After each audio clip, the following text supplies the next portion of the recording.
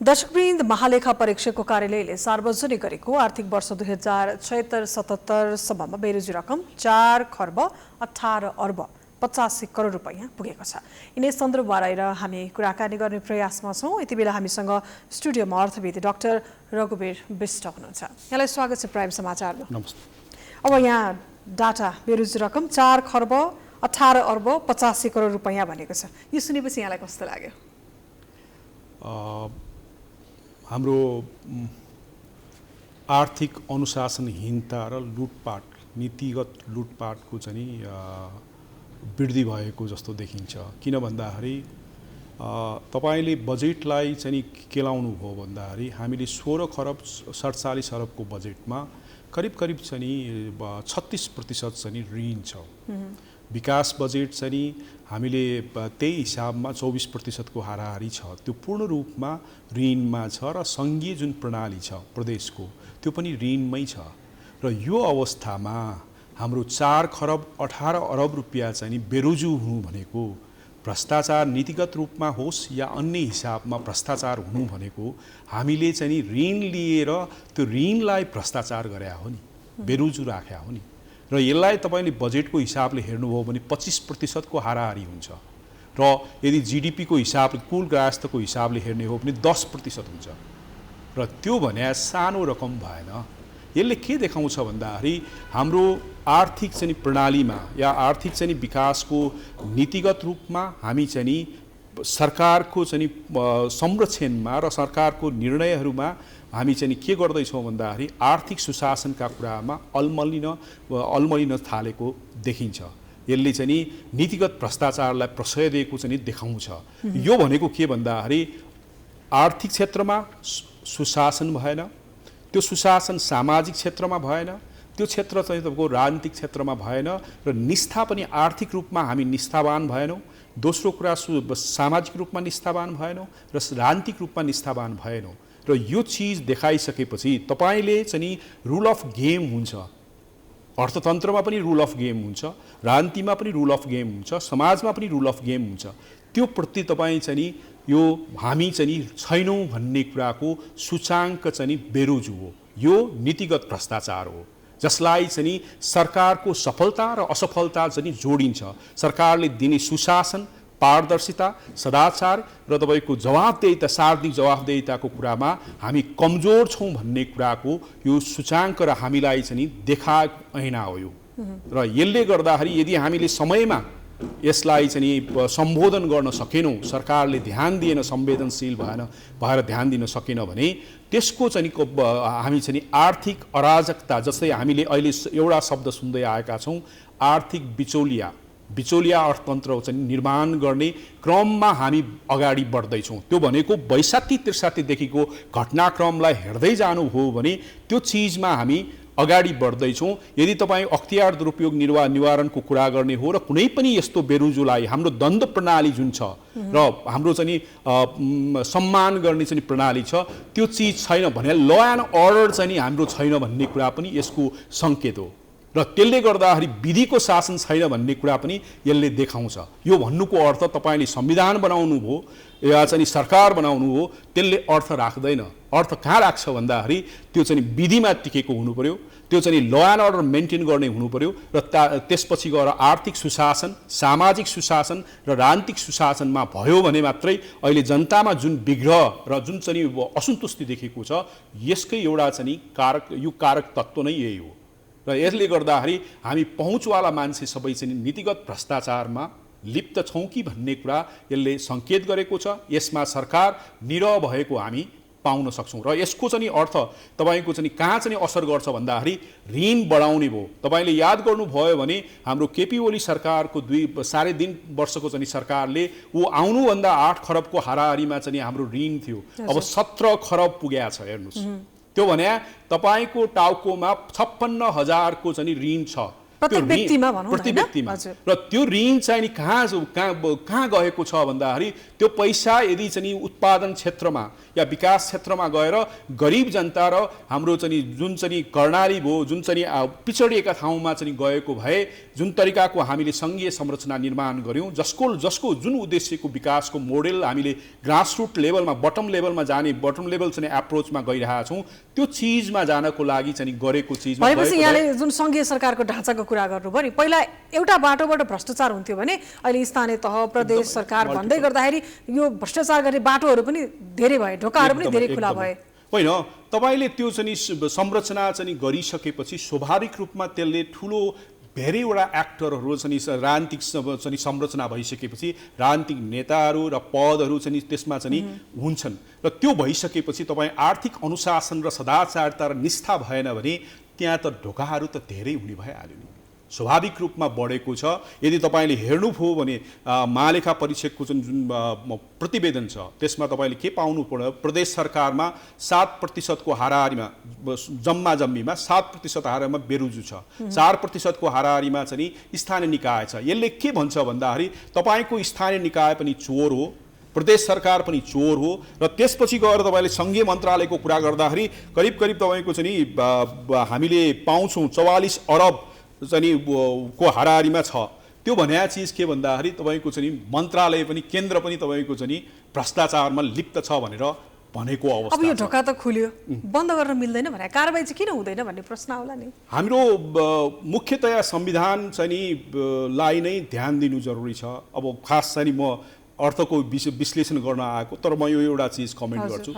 हाम्रो संविधान एकदमै असन्तुलन छ। त्यो चाहिँ हाम्रो न चाहिँ पुरुष हो न चाहिँ महिला हो, हाम्रो चाहिँ अनौठो खाली चाहिँ प्रजातन्त्र हो, न चाहिँ संसदीय प्रणाली हो, न तपाईँको चाहिँ हाम्रो क्याबिनेट चाहिँ ब्रिटिस मोडेलको चाहिँ प्रणाली हो, त्यो छैन। र साथै चाहिँ शक्ति सन्तुलनको जुन कार्यपालिका न्यायपालिका र तपाईँको चाहिँ हाम्रो व्यवस्थापिकाको बिचको जुन सन्तुलन हुनुपर्ने हो त्यो सन्तुलन यसमा छैन र यो कहीँ न कहीँ चाहिँ असन्तुलन छ। र जसका कारणले गर्दाखेरि कसलाई चाहिँ तपाईँको चाहिँ चेक एन्ड ब्यालेन्सको नियन्त्रण गर्ने र सन्तुलन गर्ने दुईवटा चिज हुनुपर्ने चिज त्यो देखिँदैन। र जसका कारणले गर्दाखेरि अख्तियारमा तपाईँले हेर्नुभयो भने राजनीतिक रङ्ग देख्नुहुन्छ र त्यसलाई चाहिँ संसदले तपाईँको हाम्रो राज्य व्यवस्था समिति भयो, आर्थिक समितिहरूले त्यसलाई नियन्त्रण गर्नुपर्ने, निर्देश गर्नुपर्ने, त्यो पनि हामी देख्न पाउँदैनौँ। र त्यो कारणले गर्दाखेरि भ्रष्टाचारका जुन चाहिँ अहिले हाम्रो क्रियाकलाप छ, जुन नीतिगत भ्रष्टाचार, तपाईँ हामीसँग दुईवटा चाहिँ उदाहरण चाहिँ हामी राख्नु। ओम्नीको कुरा हेर्नुहोस्, नीतिगत भ्रष्टाचार हो। त्यसपछि गएर अहिले तपाईँको झलनाथ खनाललाई चाहिँ सर्पको चाहिँ पाल्नलाई चाहिँ जुन बजेट विनियोजन गरेका छ आयोग र चाहिँ तपाईँको सङ्घ संस्थाहरूको लागि बजेट विनियोजन, त्यो सबै नै शैलजा कोइरालाको होस् या तपाईँको कृष्णप्रसाद भट्टराईको होस् या चाहिँ झलनाथ खनालको होस् या मदन भण्डारीको, यो सबै चाहिँ नीतिगत भ्रष्टाचारका उदाहरणहरू हुन् जुन राजनीतिक सिन्डिकेटले चाहिँ तपाईँको सबै त्यो भ्रष्टाचारको विषयमा राजनीतिक दलहरू एकमत देखिएको अवस्था छ। यसमा घटाउँछु, यसलाई चाहिँ नियन्त्रण गर्छु भन्ने हिसाबमा तपाईँले प्रतिबद्धता सार्वजनिक रूपमा पाउन सक्नुहुन्न र त्यो चिज चाहिँ नि दुवैमा मिलोमितो भएको कारणले गर्दाखेरि यो घटाउने चिज चाहिँ नि एकदमै ठुलो इच्छा शक्ति भोलि मेरो पालो आउँछ, त्यो ठाउँमा पुगेपछि फेरि मैले पनि गर्ने यही हो भनेपछि अर्को कुरा नबोल्ने हैन, स्वाभाविक रूपमा त्यो पाटो देखिन्छ। र त्यसले गर्दा म एउटा चिज भन्न गइरहेँ, हामी एकातिर भ्रष्टाचारको जुन चाहिँ संस्कार र संस्कृतिलाई वृद्धि गरिरहेछौँ, मनोवृत्ति बढाउँदैछौँ।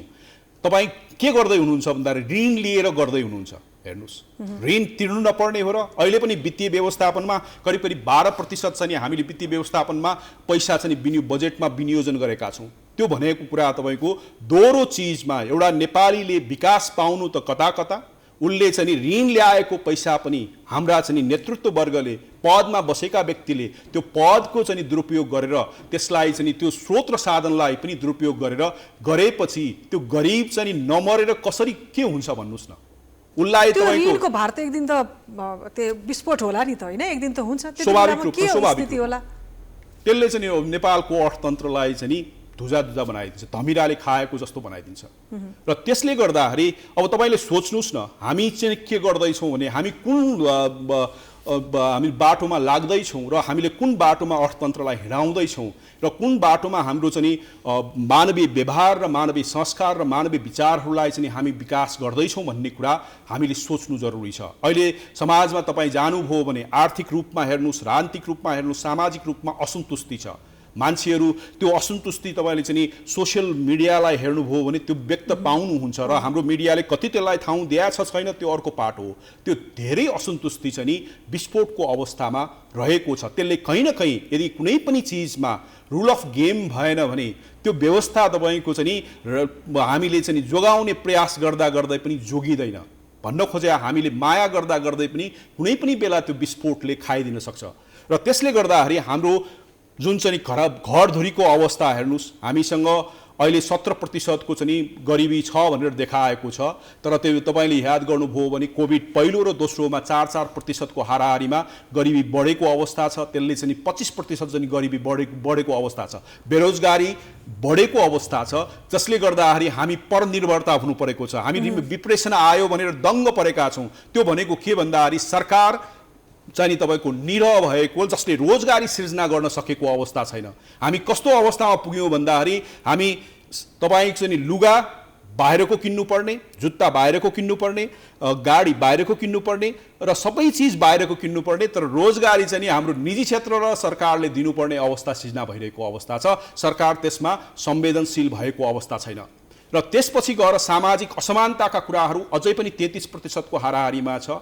त्यो चिज एकदमै विकराल अवस्थामा हामी पाउन सक्छौँ। यदि तपाईँको प्रदेश वाइज हेर्नुभयो भने स्रोत र साधनको मौद्रिक नीतिलाई तपाईँले हेर्नुभयो भने हाम्रो चाहिँ 52% स्रोत चाहिँ काठमाडौँमा छ र अरू प्रदेशमा चाहिँ सामान्य अवस्थामा 1% 2% तपाईँको एकदमै कम अवस्थामा भएको अवस्था छ।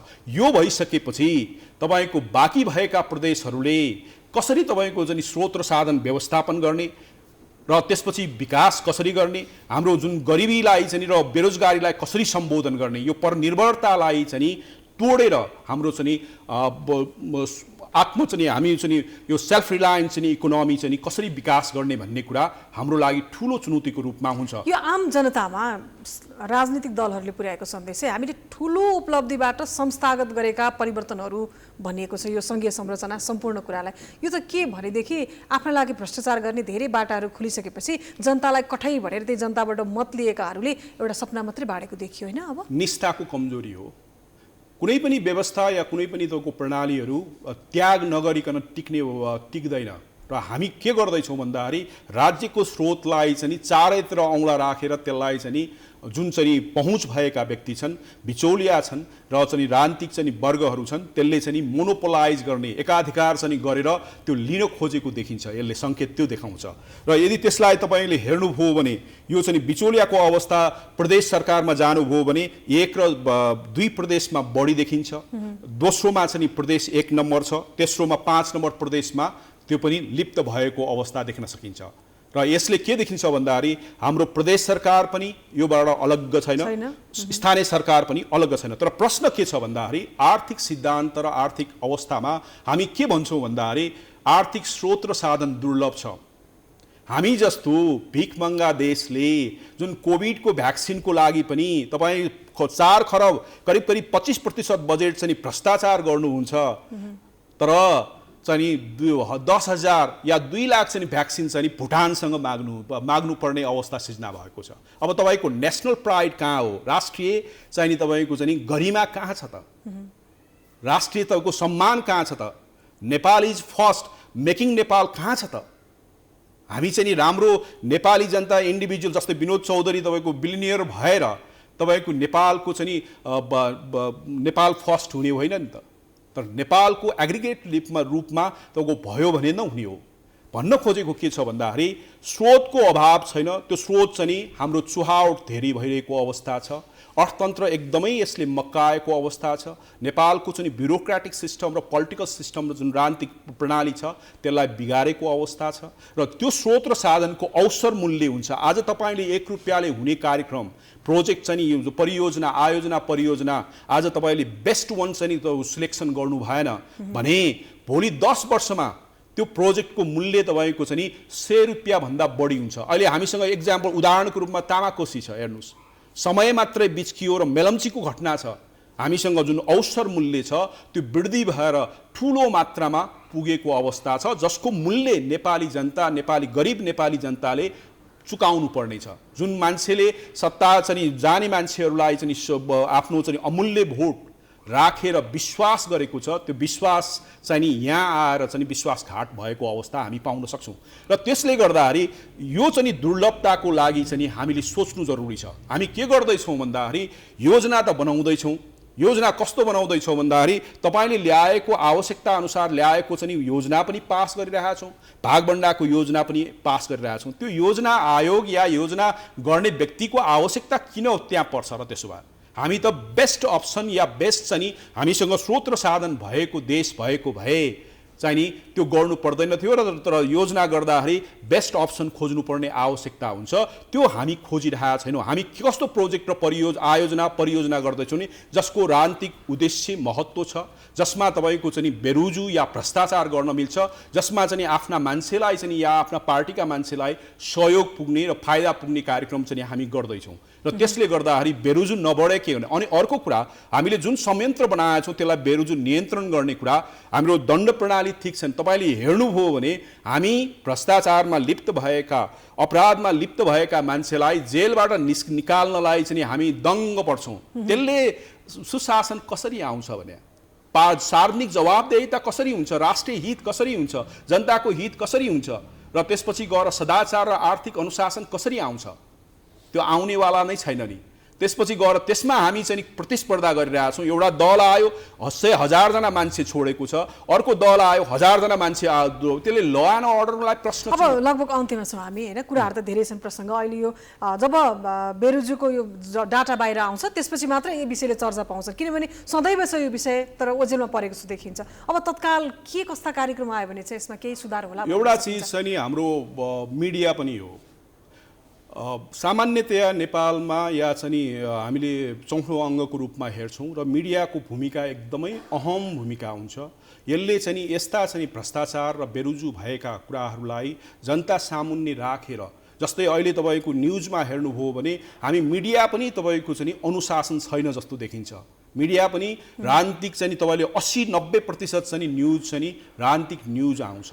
त्यसले तपाईँको राजनीतिमा झगडा भएका कुराहरूलाई हामी समाजमा चाहिँ पोख्दैछौँ। त्यो पोखाइले के हुन्छ भन्दाखेरि समाजमा विकृति आउने, राजनीतिमा अझ विकृति आउने र आर्थिक क्षेत्रमा चाहिँ विकृति आउने चिज, जुन चिज चाहिँ हाम्रो देशको हितमा छैन, राज्यका चाहिँ अङ्ग र प्रणालीको हितमा छैन, त्यो चिजलाई हामी बढावा दिँदैछौँ र त्यसलाई नियन्त्रण गर्नु जरुरी छ। र अर्को कुरा जुन चाहिँ बेरुजु भएका छन्, भ्रष्टाचारका न्युजहरू छन्, त्यसलाई चाहिँ बढीभन्दा बढी चाहिँ खबरदारीको रूपमा चाहिँ जनतामा ल्याउनु पर्ने हुन्छ र त्यसपछि गएर मात्रै सरकार पनि सचेत हुन्छ, त्यसपछि प्रतिपक्ष पनि सचेत हुन्छ र अरू चाहिँ सङ्घ संस्थाहरू पनि सक्रिय हुन्छ। जस्तै हामीसँग भ्रष्टाचार अख्तियार दुरुपयोग निवारण छ र अन्य चाहिँ विभागीय कारबाहीका कुरा जुन बेरुजुलाई चाहिँ असुली उपर गर्ने चाहिँ निकायहरू छन्, तपाईँले हेर्नुभयो भने कुनै पनि त्यो नगरेकोमा पनि उसको कारबाही हुँदैन, गरेकोमा पनि सम्मान चाहिँ या स्याबासी पाएको अवस्था छैन। त्यो अवस्थामा तपाईँको बेरुजु कसरी घट्छ र? त्यसले गर्दाखेरि जबसम्म यदि हामीले आर्थिक समृद्धि हासिल गर्ने हो, नेपाली जनतालाई सुखी बनाउने र खुसी बनाउने हो भने हामीले गर्नुपर्ने कुरा के छ भन्दाखेरि आर्थिक अनुशासन र निष्ठा र सदाचार र तपाईँको चाहिँ जवाबदेहिता र सार्वजनिक जवाबदेहिता र पारदर्शितालाई चाहिँ हामीले बल पुर्याउने काम चाहिँ मिडियाले पनि गर्नुपर्छ र साथसाथमा चाहिँ हामीले त्यसपछि गएर यो जुन संवैधानिक अङ्ग छ अख्तियारद्वारा त्यसले चाहिँ सक्रियता साथ गर्नुपर्ने। अर्को एउटा चिज त्यसमा म थप्न चाहन्छु, पदमा नगएसम्म चाहिँ उसले आकाश जमिन एउटै गर्ने हो कि जस्तो गरेर हाम्रो मिडियाले व्याख्या गरेको हुन्छ, तर पदमा गइसकेपछि त्यो मान्छे कसरी आएको हुन्छ र त्यसले चाहिँ तपाईँको नसदा त्यो काम गरेको हुन्छ, त्यो पनि नीतिगत भ्रष्टाचार हो नि। तपाईँले चाहिँ जस्तै भनौँ न, म कुनै 5 वर्षको लागि काम कुनै ठाउँमा गएँ भने मैले काम नगर्नु पनि त भ्रष्टाचार हो नि। त्यसले चाहिँ जनताका कामहरू अल्मलिन्छ, त्यसले बेरुजु बढाउँछ।